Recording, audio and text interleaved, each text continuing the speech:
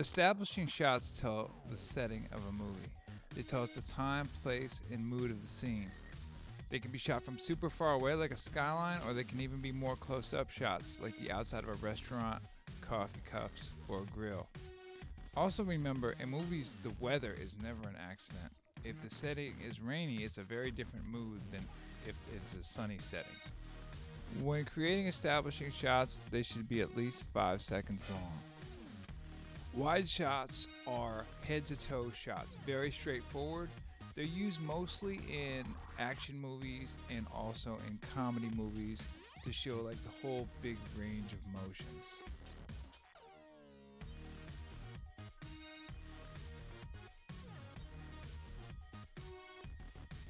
The next type of shot we have are called close-ups.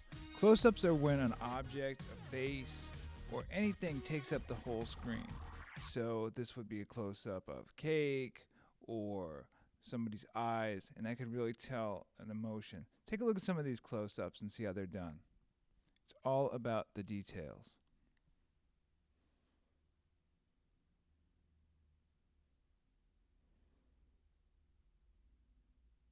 Someone is eating, or even the details of an object. Close-ups can tell a lot, and they can really help a scene move along. It's good to use close-ups with wide shots, establishing shots, medium shots, and kind of mix them all together. So for our first video assignment, our scene is going to take place in the computer lab in the link. So you're going to have 3 establishing shots, and you have the choice of whether to make this kind of a happy, bright scene or kind of a dark, scary, somber scene.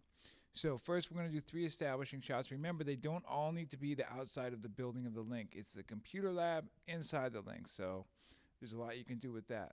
Then you need 1 wide shot of a student walking towards the lab.